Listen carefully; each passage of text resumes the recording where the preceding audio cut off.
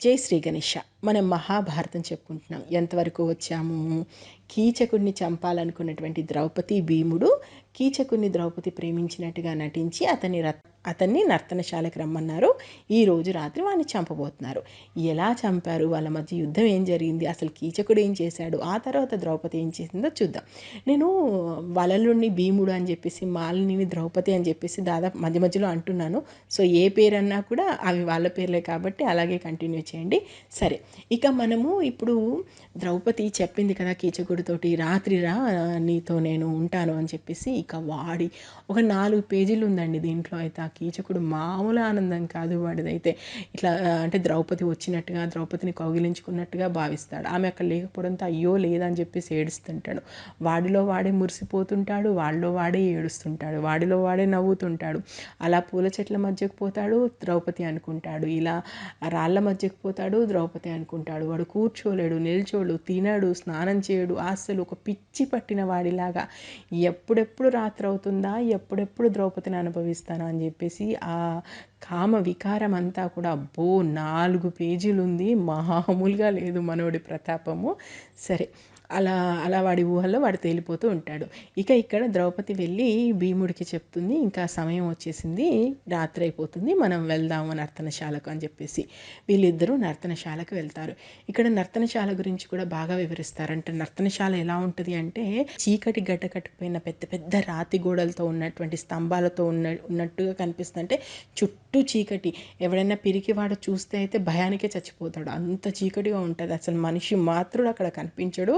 అది చూడగానే భీముడు అనుకుంటాడు, సరైనటువంటి స్థలమే ద్రౌపది ఎంచుకుంది అని చెప్పేసి చక్కగా ద్రౌపది చేయి పట్టుకొని ఆమెను అలా ముందుకు తీసుకెళ్ళి అక్కడ ఉత్తర పడుకునేటువంటి మంచం ఉంటుంది. ఆ మంచానికి కొంచెం పక్కగా ఆమెను కూర్చోబెట్టి తను వచ్చేసి మంచం మీద కూర్చుంటాడు. ఇక అక్కడ కీచకుడు వాడి ఊహాలోకంలో వాడు ఉన్నాడు కదా, వచ్చేస్తాడు. అసలు ఇప్పుడు కనుక ఈమె రాకపోవాలి, దీన్ని ఈరోజు అనుభవించి తీరుతాను నేను. ఒకవేళ ఇక్కడికి వచ్చిందా మంచిది, లేదంటే మాత్రం బలాత్కారమైనా చేస్తాను, రాకపోతే దాని సంగతి చెప్తాను. అసలు వస్తే తనతో ఎంత ఆనందంగా ఉండాలి, తనకి ఏ కానుకలు ఇవ్వాలి, ఇలాంటి ఆలోచనలు చేసుకుంటూ మొత్తానికి నర్తనశాలలోకి ఎంటర్ అవుతాడు. నర్తనశాలలో మంచం మీద ఒక ఆకారం కనిపించగానే ఆహా, అయ్యో పాపం, నేను సైరేంద్రని ఎంత తిట్టుకున్నాను, నాకంటే నన్ను ఎక్కువగా ప్రేమించినట్టుంది, లేకపోతే నాకంటే ముందు వచ్చి ఎలా కూర్చుంటుంది, అయ్యయ్యో అనవసరంగా తప్పుగా అనుకున్నాను, ఇక నుంచి ఈమెను నేను దేవతలాగా చూసుకుంటాను, నేను ఆరాధిస్తాను అని చెప్పేసి మనసులో అనుకుంటూ వెళ్ళి అలా ద్రౌపది పక్కన కూర్చుంటాడు. కూర్చోగానే భీముడు కూడా, అంటే ద్రౌపది పక్కన అంటే వల్లుడి పక్కన కూర్చుంటాడు. కూర్చోగానే వల్లుడు కూడా, అంటే భీముడు కూడా ఏమనుకుంటాడంటే, ఆహా కాసేపు సరదా చేద్దాం, అసలు వీడేం మాట్లాడతాడో చూద్దాం అనుకుంటాడు.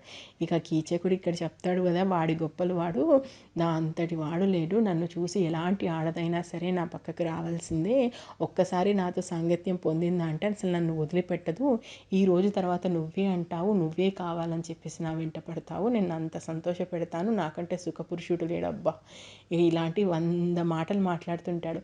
ఆ మాటలకి ఎక్కడ లేని కంపరం వచ్చేస్తుంటుంది భీముడికి. అయినా కూడా ఇలా ఓర్చుకొని ఇలా అంటాడు, ఓహో నీ శరీరం గురించి నువ్వు అంత గొప్పగా చెప్పుకుంటున్నావు, ఒక్కసారి నా శరీరాన్ని నువ్వు తాకి చూడు, ఒక్కసారి నన్ను ముట్టుకో, నన్ను ఆలింగనం చేసుకో, నన్ను ముట్టుకున్న తర్వాత మరొక స్త్రీ వైపు నువ్వు చూస్తావా, అసలు నీకు ఈ జన్మనే మర్చిపోతావు, అలా ఉంటుంది నాతోటి అని చెప్పేసి భీముడు మాట్లాడుతూ ఉంటాడు.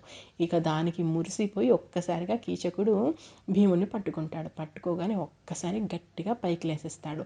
ఇక్కడ భీముడికి ఏంటంటే ఎక్కడ చప్పుడు కాకుండా చేయాలి, చప్పుడైతే ఏదైనా ప్రమాదం జరగవచ్చు కాబట్టి గట్టిగా అరవడం, గట్టిగా అనడం ఏది చేయడు. కేవలము గట్టిగా అలా ఒక్కసారిగా ఇలా నిట్టూర్చి ఇలా వదుల్చుకొని పైకి లేస్తాడు.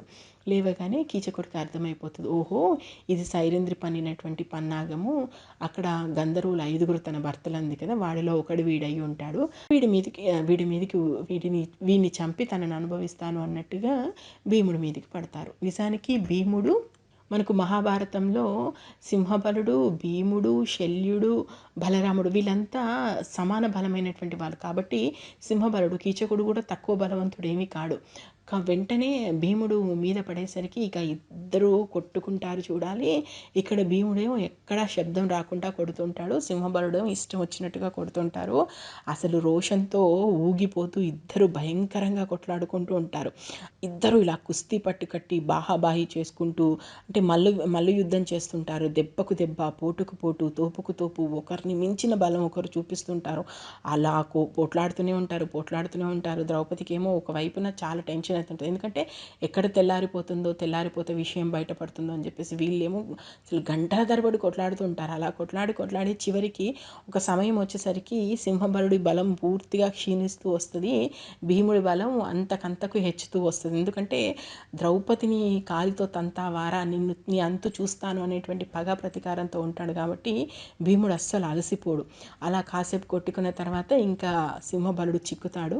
సింహబలుడిని గట్టిగా నేలకేసి కొట్టి భుజం మీద కూర్చుంటాడు.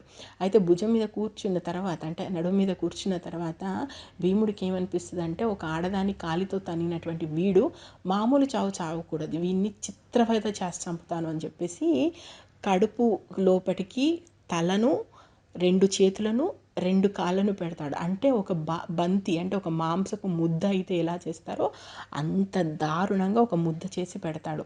చేసి పెట్టి ఒక దివిటీని వెలిగించి ద్రౌపదిని తీసుకొచ్చి చూపిస్తాడు ఆ ముద్దని. చూడగానే అసలు ద్రౌపది ఒక్కసారిగా ఆమెకి ఏమనాలో కూడా అర్థం కాదు. వాడిని చూసి ఆమె ఇలా అంటది, నీచుడా, ఈ శరీరాన్ని నమ్ముకునే కదరా నువ్వు ఇంత చేశావు, ఏం చేద్దాం అనుకున్నావు నువ్వు, చూడు అనవసరంగా ప్రాణాలు కోల్పోయావు, పరాయి ఆడదాని మీద, అది పెళ్ళైన ఆడదాని మీద కన్నేస్తే ఎవరికైనా ఇలాంటి గతే పడుతుందని చెప్పేసి భీముడిని చూసి ఏమీ చంపడము, ఇంత దారుణంగా చంపాలని అడిగితే అప్పుడు భీముడు అంటాడు, వాడు నిన్ను అనుభవించాలని చూశాడు, అలాంటప్పుడు వానికి ఇలాంటి చావే రాక ఇంకెలాంటి చావు వస్తుంది అంటాడు అని ముసిముసిగా నవ్వుతుంటాడు. నవ్వగానే అప్పుడు మళ్ళీ ద్రౌపది వైపు భీముడు కొంటెగా చూసి, ఇప్పుడేమంటావు, నా బలం నీకు నచ్చింది కదా, నీ కోపం శాంతించింది కదా, దుర్మార్గుడు చచ్చిపోయాడు కదా, ఇంకా నీకు ఎలాంటి కంటకం, అంటే ఎలాంటి ఆపద లేదు కదా, ఇప్పుడు నీకు సంతోషమేనా అని అడుగుతాడు.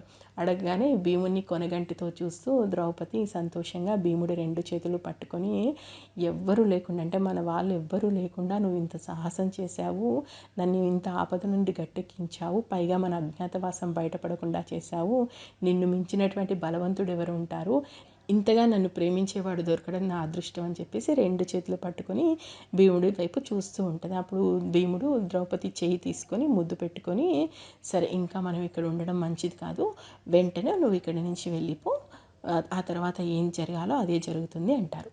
సో దీంతో విరాట పర్వం 2వ ఆశ్వాసం పూర్తయిపోయింది. మనం రేపు విరాట పర్వం 3వ ఆశ్వాసం నుంచి స్టార్ట్ చేద్దాం. నేను మహాభారతం ఉన్నది ఉన్నట్టు చెప్తున్నాను, మీకు నచ్చితే ఆశీర్వదించండి. ఇప్పటి వరకు మహాభారతంలో ఏం జరిగిందో తెలుసుకోవాలంటే మన ఛానల్లోకి వెళ్ళండి, ప్లేలిస్ట్లో మహాభారతం ప్లేలిస్ట్ ఉంది, చూడొచ్చు. Thank you. జై హింద్.